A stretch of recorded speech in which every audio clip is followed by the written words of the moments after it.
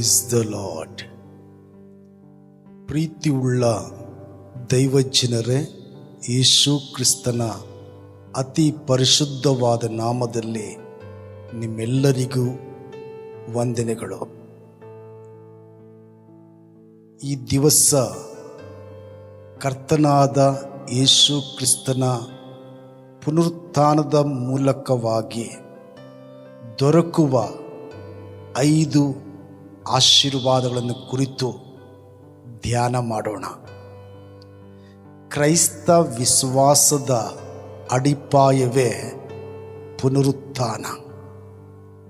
ಕ್ರಿಸ್ತನು ಶಿಲುಬೆಯ ಮೇಲೆ ಮರಣವನ್ನು ಹೊಂದಿ ಸಮಾಧಿ ಮಾಡಲ್ಪಟ್ಟಾಗ ಎಲ್ಲವೂ ಮುಗಿದು ಹೋಯಿತು ಎಂದು ಲೋಕವು ಭಾವಿಸಿತ್ತು. ಆದರೆ 3ನೆಯ ದಿನ ಯೇಸು ಕ್ರಿಸ್ತನು ಮರಣವನ್ನು ಜಯಿಸಿ ಎದ್ದು ಬಂದಾಗ ಮರಣದ ಮುಳ್ಳು ಮುರಿದು ಹೋಯಿತು ಮತ್ತು ಮನುಕುಲಕ್ಕೆ ಹೊಸ ಯುಗ ಆರಂಭವಾಯಿತು. ಪ್ರೀತಿಯ ದೇವರ ಮಕ್ಕಳೇ, ಕೊರಿಂಥದವರಿಗೆ ಬರೆದ ಮೊದಲನೆಯ ಪತ್ರಿಕೆ 15ನೇ ಅಧ್ಯಾಯ 14ನೇ ವಚನದಲ್ಲಿ ಪೌಲನು ಹೀಗೆ ಹೇಳುತ್ತಾನೆ, ಕ್ರಿಸ್ತನು ಎದ್ದು ಬರಲಿಲ್ಲವಾದರೆ ನಮ್ಮ ಪ್ರಸಂಗವು ಉರುಳಿಲ್ಲದು ಮತ್ತು ನಮ್ಮ ನಂಬಿಕೆಯು ಉರುಳಿಲ್ಲದ್ದು ಎಂಬುದಾಗಿ. ಪ್ರೀತಿಯ ದೇವರ ಮಕ್ಕಳೇ, ಪುನರುತ್ಥಾನ ಅದು ಕೇವಲ ಒಂದು ಅದ್ಭುತವಲ್ಲ. ಕ್ರಿಸ್ತ ಯೇಸುವಿನಲ್ಲಿ ವಿಶ್ವಾಸವಿಟ್ಟಂತಹ ಪ್ರತಿಯೊಬ್ಬರ ಬದುಕಿಗೆ ಒಂದು ದೊಡ್ಡ ಶಕ್ತಿಯಾಗಿದೆ, ಒಂದು ದೊಡ್ಡ ಚೈತನ್ಯವಾಗಿದೆ. ದೇವರಿಗೆ ಸ್ತೋತ್ರ. ಆತನ ಪುನರುತ್ಥಾನದ ಮೂಲಕವಾಗಿ ಆತನನ್ನು ಪೂಜಿಸುವ, ಪ್ರಾರ್ಥಿಸುವ, ಆತನನ್ನು ಹಿಂಬಾಲಿಸುವ ಜನರಿಗೆ ದೊರಕುವ ಮೊದಲನೆಯ ಆಶೀರ್ವಾದ ಮರಣದ ಮೇಲೆ ಜಯ. ಪ್ರೀತಿಯ ದೇವರ ಮಕ್ಕಳೇ, ಕೊರಿಂಥದವರಿಗೆ ಬರೆದ ಮೊದಲನೆಯ ಪತ್ರಿಕೆ 15ನೇ ಅಧ್ಯಾಯ 55ನೇ ವಚನದಲ್ಲಿ ಪೌಲನು ಹೇಳ್ತಾನೆ, ಮರಣವೇ ನಿನ್ನ ಜಯವೆಲ್ಲಿ? ಮರಣವೇ ನಿನ್ನ ವಿಷದ ಕೊಂಡಿ ಎಲ್ಲಿ? ದೇವರು ನಮ್ಮ ಕರ್ತನಾದ ಯೇಸು ಕ್ರಿಸ್ತನ ಮೂಲಕ ಮರಣದ ಮೇಲೆ ನಮಗೆ ಜಯವನ್ನು ಕೊಟ್ಟಿದ್ದಾನೆ. ದೇವರಿಗೆ ಸ್ತೋತ್ರವಾಗಲಿ.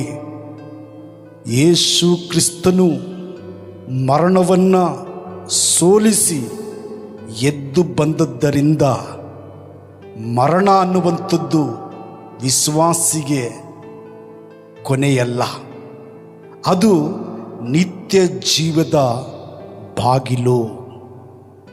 ಅಷ್ಟು ಮಾತ್ರವಲ್ಲ, ಮರಣದ ಭಯದಿಂದ ದೇವರು ನಮಗೆ ಸಂಪೂರ್ಣವಾದಂತಹ ಬಿಡುಗಡೆಯನ್ನು ಕೊಟ್ಟಿದ್ದಾನೆ. ಕ್ರೈಸ್ತರೆನಿಸಿಕೊಂಡವರು ಎಷ್ಟು ಮಾತ್ರಕ್ಕೂ ಮರಣಕ್ಕೆ ಭಯಪಡುವಂತಹ ಅವಶ್ಯಕತೆ ಇಲ್ಲ. ಯೇಸು ಕ್ರಿಸ್ತನು ಸಾವನ್ನು ಎದ್ದು ಬಂದ ಕಾರಣ ಆತನಲ್ಲಿರ್ತಕ್ಕಂತಹ ನಮಗೂ ಮರಣದ ಮೇಲೆ ಜಯ ಇದೆ. ದೇವರಿಗೆ ಸ್ತೋತ್ರ. 2ನೆಯದಾಗಿ ಸಿಗುವಂತಹ ಆಶೀರ್ವಾದ ಪಾಪ ಕ್ಷಮಾಪಣೆ ಮತ್ತು ನೀತಿವಂತರೆಂಬ ನಿರ್ಣಯ. ದೇವರಿಗೆ ಸ್ತೋತ್ರವಾಗಲಿ. ರೋಮಾಪುರದವರಿಗೆ ಬರೆದ ಪತ್ರಿಕೆ 4ನೇ ಅಧ್ಯಾಯ 25ನೇ ವಚನ ಹೇಳ್ತದೆ, ದೇವರು ಆತನನ್ನು ನಮ್ಮ ಅಪರಾಧಗಳ ನಿಮಿತ್ತ ಮರಣಕ್ಕೆ ಒಪ್ಪಿಸಿಕೊಟ್ಟು ನಮಗೆ ನೀತಿವಂತರೆಂಬ ನಿರ್ಣಯವು ಉಂಟಾಗುವ ನಿಮಿತ್ತ ಜೀವದಿಂದ ಎಬ್ಬಿಸಿದನು. ದೇವರಿಗೆ ಸ್ತೋತ್ರ. ನಾವು ಮಾಡಿದಂತಹ ಪಾಪ ಅಪರಾಧಗಳ ನಿಮಿತ್ತ ತಂದೆಯಾದಂತಹ ದೇವರು ಏಕಕುಮಾರನಾಗಿರುವಂತಹ ಯೇಸು ಕ್ರಿಸ್ತನನ್ನು ಮರಣಕ್ಕೆ ಒಪ್ಪಿಸಿದ್ದು ಮಾತ್ರವಲ್ಲದೆ ದೇವರ ಪ್ರಜೆಗಳಾದಂತಹ ನಮಗೆ ನೀತಿವಂತರೆಂದು ನಿರ್ಣಯಿಸುವುದಕ್ಕೋಸ್ಕರ ಆತನನ್ನು ಜೀವದಿಂದ ಎಬ್ಬಿಸಿದನು. ಪ್ರೀತಿಯ ದೇವರ ಮಕ್ಕಳೇ, ಯೇಸು ಕ್ರಿಸ್ತನ ಪುನರುತ್ಥಾನದ ಶಕ್ತಿ ನಮ್ಮನ್ನು ದೇವರ ಮುಂದೆ ನಿರ್ದೋಷಿಗಳನ್ನಾಗಿ ನೀತಿವಂತರನ್ನಾಗಿ ನಿಲ್ಲಿಸಿದೆ. ದೇವರಿಗೆ ಸ್ತೋತ್ರ. ಪಾಪದ ಭಾರದಿಂದ, ಶಾಪದ ಭಾರದಿಂದ ಬಿಡುಗಡೆಯನ್ನು ಹೊಂದಿದ್ದೇವೆ. ದೇವರ ಸಮಾಧಾನದಲ್ಲಿ ನಾವು ನಿಂತಿದ್ದೇವೆ. ಪ್ರೀತಿಯ ದೇವರ ಮಕ್ಕಳೇ, ಇದು ಎರಡನೆಯ ಆಶೀರ್ವಾದ. ಮೂರನೆಯ ಆಶೀರ್ವಾದವನ್ನು ಕುರಿತು ಪೇತ್ರನು ಬರೆದ ಮೊದಲನೆಯ ಪತ್ರಿಕೆ 1ನೇ ಅಧ್ಯಾಯ 3ನೇ ವಚನದಲ್ಲಿ ನಾವು ನೋಡುತ್ತೇವೆ.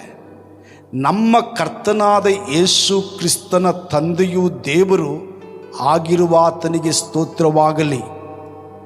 ಆತನು ಯೇಸು ಕ್ರಿಸ್ತನನ್ನು ಸತ್ತವರೊಳಗಿಂದ ಎಬ್ಬಿಸಿದ್ದರಲ್ಲಿ ತನ್ನ ಮಹಾಕರುಣಾನುಸಾರವಾಗಿ ನಮ್ಮನ್ನು ತಿರುಗಿ ಜೀವಿಸುವಂತೆ ಮಾಡಿ ಜೀವಕರವಾದ ನಿರೀಕ್ಷೆಯನ್ನು ನಮ್ಮಲ್ಲಿ ಹುಟ್ಟಿಸಿದ್ದಾನೆ. ಒಂದು ಕಾಲ ಕ್ರಿಸ್ತನ ಬಳಿಗೆ ಬರುವುದಕ್ಕಿಂತ ಮುಂಚಿತವಾಗಿ, ಕ್ರಿಸ್ತನ ಪ್ರಜೆಗಳಾಗಿ ಬದುಕುವುದಕ್ಕಿಂತ ಮುಂಚಿತವಾಗಿ ನಮ್ಮ ಜೀವಿತ ನಿರೀಕ್ಷೆ ಇಲ್ಲದಂತಹ ಜೀವಿತವಾಗಿತ್ತು. ಪ್ರೀತಿಯ ದೇವರ ಮಕ್ಕಳೇ, ಕರ್ತನಾದಂತಹ ಯೇಸು ಕ್ರಿಸ್ತನನ್ನು ಸತ್ತವರೊಳಗಿಂದ ಎಬ್ಬಿಸಿದಂತಹ ಮಹಾ ಕರುಣಾಸಾಗರನಾದಂತಹ ದೇವರು ತನ್ನ ಮಹಾ ಕರುಣೆಗನುಸಾರವಾಗಿ ನಮಗೂ ತಿರುಗಿ ಜೀವಿಸುವಂತೆ ಮಾಡುವಂತಹ ಒಂದು ಜೀವಕರವಾದಂತಹ ನಿರೀಕ್ಷೆಯನ್ನು ಹುಟ್ಟಿಸಿದ್ದಾನೆ. ದೇವರಿಗೆ ಸ್ತೋತ್ರ. ಲೋಕದ ಭರವಸೆಗಳು ಅಳಿದು ಹೋಗಬಹುದು, ಆದರೆ ಕ್ರಿಸ್ತನ ಪುನರುತ್ಥಾನದ ಮೂಲಕ ನಮಗೆ ದೊರೆತಿರುವಂತಹ ನಿರೀಕ್ಷೆ, ನಮಗೆ ದೊರೆತಿರುವಂತಹ ಭರವಸೆ ಅದು ಅಳಿದು ಹೋಗುವಂಥದ್ದಲ್ಲ. ಅದು ಎಂತಹ ಸಂದರ್ಭದಲ್ಲೂ ಸಹ ನಮ್ಮ ಪ್ರಾಣ, ಆತ್ಮ, ಶರೀರಗಳನ್ನು ಚೈತನ್ಯಗೊಳಿಸುವಂತಹ, ನಮ್ಮೊಳಗೆ ಒಂದು ಉತ್ಸಾಹ ತುಂಬುವಂತಹ ಒಂದು ನಿರೀಕ್ಷೆಯಾಗಿದೆ. ಧೈರ್ಯವನ್ನು ತುಂಬುವಂತಹ ಒಂದು ನಿರೀಕ್ಷೆಯಾಗಿದೆ. ದೇವರಿಗೆ ಸ್ತೋತ್ರ.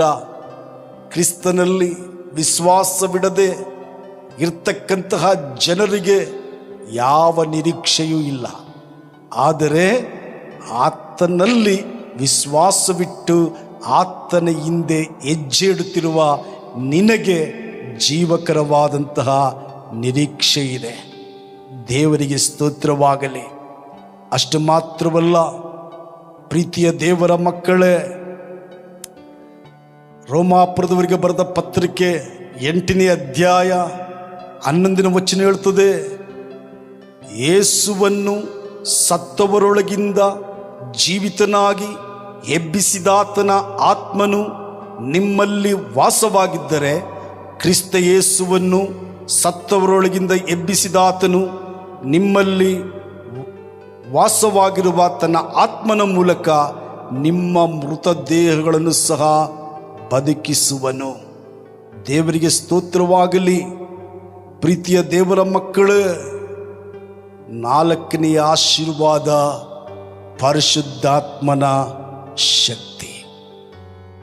ಯೇಸು ಕ್ರಿಸ್ತನನ್ನು ಸತ್ತವರೊಳಗಿಂದ ಜೀವಿತನಾಗಿ ಎಬ್ಬಿಸಿದಂತಹ ಪರಿಶುದ್ಧಾತ್ಮನು ನಮ್ಮೊಳಗೆ ವಾಸವಾಗಿರುವಾಗ ನಮ್ಮ ಮೃತ ದೇಹಗಳನ್ನು ಸಹ ಆತನು ಬದುಕಿಸುವವನಾಗಿದ್ದಾನೆ.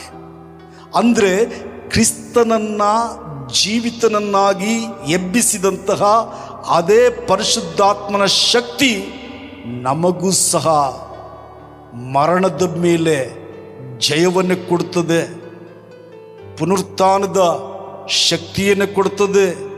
ಈ ಲೋಕದಲ್ಲಿ ಶೋಧನೆಗಳನ್ನು ಜಯಿಸುವಂತಹ ಆತ್ಮಿಕ ಬಲವನ್ನು ಕೊಡುತ್ತದೆ. ನಮ್ಮೊಳಗೆ ಹೊಸದಾದಂತಹ ಚೈತನ್ಯವನ್ನು ಉಂಟು ಮಾಡುವಂಥದ್ದಾಗಿದೆ. ದೇವರಿಗೆ ಸ್ತೋತ್ರವಾಗಲಿ. ಪ್ರೀತಿಯ ದೇವರ ಮಕ್ಕಳೇ, 5ನೇದಾಗಿ ಫಿಲಿಪ್ಪಿಯವರಿಗೆ ಬರೆದ ಪತ್ರಿಕೆ 3ನೇ ಅಧ್ಯಾಯ 21ನೇ ವಚನ ಹೇಳ್ತದೆ, ಆತನು ಎಲ್ಲವನ್ನು ತನಗೆ ಅಧೀನ ಮಾಡಿಕೊಳ್ಳಲಾಗುವ ಪರಾಕ್ರಮವನ್ನು ಸಾಧಿಸಿ ದೀನಾವಸ್ಥೆಯುಳ್ಳ ನಮ್ಮ ದೇಹವನ್ನು ರೂಪಾಂತರಪಡಿಸಿ ಪ್ರಭಾವವುಳ್ಳ ತನ್ನ ದೇಹದ ಸಾರೂಪ್ಯವಾಗುವಂತೆ ಮಾಡುವನು. ಪ್ರೀತಿಯ ದೇವರ ಮಕ್ಕಳೇ, 5ನೆಯ ಆಶೀರ್ವಾದ ಇಂದಲ್ಲ ನಾಳೆ, ಅಂದರೆ ಕ್ರಿಸ್ತನ 2ನೆಯ ಬರುವಿಕೆಯಲ್ಲಿ ನಾವೆಲ್ಲರೂ ಮಹಿಮೆಯುಳ್ಳ ಶರೀರವನ್ನು ಹೊಂದಲಿಕ್ಕಿದ್ದೇವೆ. ಪ್ರೀತಿಯ ದೇವರ ಮಕ್ಕಳೇ, ಈ ಲೋಕದೊಳಗೆ ವೇದನೆ, ಕಷ್ಟ, ವೃದ್ಧಾಪ್ಯ, ಬಲಹೀನತೆ, ಶರೀರದಲ್ಲಿ ಕೊರತೆ ಏನೇ ಇದ್ದರೂ ಒಂದು ದಿನ ನಮ್ಮ ಶರೀರ ಮಹಿಮೆಯುಳ್ಳ ಶರೀರವಾಗಿ ಬದಲಾಗಿ ನಿತ್ಯತ್ವದಲ್ಲಿ ಸೇರುತ್ತದೆ. ದೇವರಿಗೆ ಸ್ತೋತ್ರವಾಗಲಿ. ಆದ ಕಾರಣ ಆರೋಗ್ಯವಿದ್ದರೂ ಆರೋಗ್ಯವಿಲ್ಲದೇ ಇದ್ದರೂ, ದೇಹದಲ್ಲಿ ಶಕ್ತಿ ಇದ್ದರೂ ಇಲ್ಲದೇ ಇದ್ದರೂ ದೇವರನ್ನು ಆರಾಧಿಸುವಂತಹ ಮನುಷ್ಯರು ನಾವಾಗಿರಬೇಕು. ಪುನರುತ್ಥಾನ ಕೇವಲ 2000 ವರ್ಷಗಳ ಹಿಂದೆ ನಡೆದಂತಹ ಒಂದು ಘಟನೆಯಲ್ಲ. ಅದು ಇಂದಿಗೂ ನಿಮ್ಮನ್ನು ನನ್ನನ್ನು ನಿರೀಕ್ಷೆಯ ಕಡೆಗೆ ನಡೆಸುವಂಥದ್ದಾಗಿದೆ. ನಮ್ಮೆಲ್ಲರ ಬದುಕಿನಲ್ಲಿ ಕೆಲಸ ಮಾಡುವಂತಹ ಒಂದು ಜೀವಂತ ಶಕ್ತಿ ಪುನರುತ್ಥಾನವಾಗಿದೆ. ಕ್ರಿಸ್ತನು ಸಮಾಧಿಯನ್ನು ಗೆದ್ದು ಬಂದಿರುವುದು ನಮಗೆ 5 ಪ್ರಮುಖವಾದ ಆಶೀರ್ವಾದಗಳನ್ನು ಕೊಟ್ಟಿದೆ. ದೇವರಿಗೆ ಸ್ತೋತ್ರ. ಇನ್ನು ನಾವು ಮರಣಕ್ಕೆ ಭಯಪಡಬೇಕಾಗಿಲ್ಲ. ಮರಣದ ಮೇಲೆ ಜಯವನ್ನು ಸಾಧಿಸಿದ್ದೇವೆ. 2ನೇದಾಗಿ ಕ್ರಿಸ್ತನಲ್ಲಿ, ಕ್ರಿಸ್ತನ ಪುನರುತ್ಥಾನದ ಮೂಲಕ ನಾವು ಸಂಪೂರ್ಣವಾಗಿ ನೀತಿವಂತರಾಗಿದ್ದೇವೆ. ಕ್ರಿಸ್ತನ ಮೂಲಕವಾಗಿ ಅಳಿದು ಹೋಗದೇ ಇರುವಂತಹ ಜೀವಕರವಾದ ನಿರೀಕ್ಷೆಯನ್ನು ನಾವು ಪಡೆದುಕೊಂಡಿದ್ದೇವೆ. ನಮ್ಮೊಳಗೆ ಜಯವನ್ನು ತಂದುಕೊಡುವಂತಹ ಪರಿಶುದ್ಧಾತ್ಮನ ಶಕ್ತಿ ಯೇಸು ಕ್ರಿಸ್ತನ ಪುನರುತ್ಥಾನದ ಮೂಲಕ ಸಿಕ್ಕಿದೆ. ಅಷ್ಟು ಮಾತ್ರವಲ್ಲ, ಒಂದು ದಿನ ಮಹಿಮೆಯುಳ್ಳ ಶರೀರವನ್ನು ಧರಿಸಿ ಕ್ರಿಸ್ತನನ್ನು ನಾವು ಎದುರುಗೊಳ್ಳುವವರಾಗಿದ್ದೇವೆ. ಪ್ರೀತಿಯ ದೇವರ ಮಕ್ಕಳೇ, ಸಮಾಧಿಯ ಕಲ್ಲು ಉರುಳಿಸಲ್ಪಟ್ಟಂತೆ ಇಂದು ನಿಮ್ಮ ಜೀವನದಲ್ಲಿರ್ತಕ್ಕಂತಹ ಕಷ್ಟದ ಕಲ್ಲುಗಳು, ಸೋಲಿನ ಕಲ್ಲುಗಳು, ಪಾಪದ ಕಲ್ಲುಗಳು ಕ್ರಿಸ್ತನ ಪುನರುತ್ಥಾನದ ಶಕ್ತಿಯ ಮೂಲಕ ಉರುಳಿಸಲ್ಪಡುತ್ತದೆ. ಆತನು ಜೀವಿಸುತ್ತಿರುವುದರಿಂದ ನಾವು ಸಹ ಜೀವಿಸುವಂಥವರಾಗಿದ್ದೇವೆ. ಆತನು ಜಯಶಾಲಿ ಆಗಿರುವುದರಿಂದ ನಾವು ಸಹ ಜಯಶಾಲಿಯಾಗಿರುತ್ತೇವೆ. ಆದ ಕಾರಣ ಯಾರು ಕ್ರಿಸ್ತನ ಪುನರುತ್ಥಾನವನ್ನು, ಕ್ರಿಸ್ತನ ಪುನರುತ್ಥಾನದ ಶಕ್ತಿಯನ್ನು ಹಗುರವಾಗಿ ಕಾಣದೆ ಆ ಶಕ್ತಿಯಲ್ಲಿ ನಾವು ಜೀವಿಸೋಣ. ದೇವರು ನಮ್ಮನ್ನು ಆಶೀರ್ವಾದ ಮಾಡುತ್ತಾನೆ. ನಮ್ಮ ಕಣ್ಣುಗಳನ್ನು ಮುಚ್ಚಿ ನಾವು ಪ್ರಾರ್ಥನೆಯನ್ನು ಮಾಡೋಣ. ಪರಿಶುದ್ಧನಾಗಿರುವಂತಹ ನಮ್ಮ ತಂದೆಯಾದ ದೇವರೇ, ನಿನ್ನ ಶ್ರೇಷ್ಠವಾದ ನಾಮಕ್ಕೆ ಸ್ತೋತ್ರ ಅಪ್ಪ. యేసయ్య, ಪುನರುತ್ಥಾನದ ಮೂಲಕ ನಿನ್ನಲ್ಲಿ ವಿಶ್ವಾಸವಿಟ್ಟ ಜನರಿಗೆ ಸಿಗುವಂತಹ 5 ಆಶೀರ್ವಾದಗಳನ್ನು ಕುರಿತು ನೀನು ಮಾತನಾಡಿದ್ದೀಯ. ನಿನಗೆ ಸ್ತೋತ್ರ ಅಪ್ಪ. ನಿನ್ನ ಪುನರುತ್ಥಾನದ ಶಕ್ತಿ ಮರಣದ ಮೇಲೆ ನಮಗೆ ಜಯವನ್ನು ಕೊಟ್ಟಿದೆ ಸ್ವಾಮಿ. ನಿನ್ನ ಪುನರುತ್ಥಾನದ ಶಕ್ತಿ ಅನೀತಿವಂತರಾದಂತಹ ನಮ್ಮನ್ನು ಕರ್ತನ ಸಾನ್ನಿಧ್ಯದಲ್ಲಿ ನೀತಿವಂತರನ್ನಾಗಿ ನಿಲ್ಲಿಸಿದೆ. ನಿನ್ನ ಪುನರುತ್ಥಾನದ ಶಕ್ತಿ ನಿರೀಕ್ಷೆ ಇಲ್ಲದ ನಮ್ಮ ಬದುಕಿನಲ್ಲಿ ಜೀವಕರವಾದಂತಹ ನಿರೀಕ್ಷೆಯನ್ನು ಉಂಟು ಮಾಡಿದೆ. ನಿನಗೆ ಸ್ತೋತ್ರ ಅಪ್ಪ. ಅಪ್ಪ, ನಿನ್ನ ಪುನರುತ್ಥಾನದ ಶಕ್ತಿ ನಮ್ಮೊಳಗೆ ಜಯಪ್ರದವಾದ ಪವಿತ್ರಾತ್ಮನ ಶಕ್ತಿ ನೆಲೆಸುವಂತೆ ಮಾಡಿರುವುದಕ್ಕಾಗಿ ನಿನಗೆ ಸ್ತೋತ್ರ ಅಪ್ಪ. ದೇವರೇ, ನಿನ್ನ ಪುನರುತ್ಥಾನದ ಶಕ್ತಿ ಲಯವಾಗುವಂತಹ ಈ ಶರೀರ ದೇವರೇ ಮಹಿಮೆಯುಳ್ಳ ಶರೀರವಾಗಿ ಬದಲಾಗಿ ನಿನ್ನ 2ನೆಯ ಬರುವಿಕೆಯನ್ನು ಎದುರುಗೊಳ್ಳುವಂಥದ್ದಾಗಿದೆ. ಅದಕ್ಕಾಗಿ ನಾನು ಸ್ತೋತ್ರ ಮಾಡ್ತೀನಪ್ಪ. ದೇವರೇ, ನಿನ್ನ ಪುನರುತ್ಥಾನದ ಶಕ್ತಿಯ ಮೂಲಕ ಕಷ್ಟಗಳು, ಕಣ್ಣೀರಿನ ಅವಸ್ಥೆಗಳು, ಬಲಹೀನತೆಗಳು, ಬಡತನಗಳು, ಶಾಪಗಳು ಎಲ್ಲವೂ ಸಹ ಬಿಟ್ಟು ಹೋಗ್ತದೆ. ಅದಕ್ಕಾಗಿ ಸ್ತೋತ್ರ ಮಾಡ್ತೀನಪ್ಪ. ದೇವರೇ, ನಿಮ್ಮಲ್ಲಿ ವಿಶ್ವಾಸವಿಟ್ಟಂತಹ ಎಲ್ಲ ಜನರು ನಿನ್ನ ಪುನರುತ್ಥಾನದ ಶಕ್ತಿಯನ್ನು ಹೊಂದಿಕೊಳ್ಳುವಂತೆ, ನಿನ್ನ ಪುನರುತ್ಥಾನದ ಶಕ್ತಿಯ ಮೇಲೆ ಆಧಾರಪಟ್ಟು ಜಯಪ್ರದವಾದ ಕ್ರಿಸ್ತಿಯ ಜೀವಿತವನ್ನು ಸಾಗಿಸುವಂತೆ ನೀನು ಸಹಾಯ ಮಾಡು. ದೇವರೇ, ಈ ಒಂದು ವಿಡಿಯೋವನ್ನು ವೀಕ್ಷಣೆ ಮಾಡುತ್ತಿರುವ, ನಿನ್ನ ಜೀವವುಳ್ಳ ವಾಕ್ಯಗಳನ್ನು ಕೇಳಿಸಿಕೊಳ್ಳುತ್ತಿರುವ ಎಲ್ಲ ನಿನ್ನ ಪ್ರಜೆಗಳ ಮೇಲೆ ನಿನ್ನ ಅಪ್ಪ ಸುವರೆಗಳನ್ನು ಸುರಿಸು. ಆತ್ಮನ ಕಾರ್ಯಗಳನ್ನು ಜರುಗಿಸು. ದೇವರೇ, ಈ ಲೋಕದಲ್ಲಿ ಪರಿಶುದ್ಧರಾಗಿ, ದೇವರೇ, ನಿನ್ನ ನಾಮದ ಮಹಿಮೆಗಾಗಿ ನಿನಗೆ ಮಹಾಸಾಕ್ಷಿಗಳಾಗಿ ಬದುಕಲಿಕ್ಕೆ ಸಹಾಯ ಮಾಡಪ್ಪ. ಒಂದು ವೇಳೆ ಮರಣಕರವಾದ ರೋಗದಲ್ಲೋ, ಅಪ್ಪ, ವಿಪರೀತವಾದ ಬಡತನದಲ್ಲೋ, ಸಾಲದ ಸುಳಿಯಲ್ಲೋ, ಶತ್ರುಗಳ ಭಯದಲ್ಲೋ, ಮಾಟ ಮಂತ್ರಗಳ ನಡುವೆ ಸಿಲುಕಿ ಅಪ್ಪ ಬಾಧೆ ಪಡುತ್ತಿರುವ ಎಲ್ಲ ನಿನ್ನ ಪ್ರಜೆಗಳಿಗೆ ಈ ಕ್ಷಣ ನಜರೇತಿನ ಯೇಸು ಕ್ರಿಸ್ತನ ನಾಮದಲ್ಲಿ ಬಿಡುಗಡೆ ಮಾಡು. ನಜರೇತಿನ ಯೇಸು ಕ್ರಿಸ್ತನ ನಾಮದಲ್ಲಿ ಬಿಡುಗಡೆ ಮಾಡು. ಅದ್ಭುತಗಳು ಜರುಗಲಿ, ಅತಿಶಯಗಳು ಉಂಟಾಗಲಿ. ನಿನಗಾಗಿ ನಿನ್ನ ಮಕ್ಕಳು ದೇವರೇ ಜಯಶಾಲಿಗಳಾಗಿ ಬದುಕಲಿ.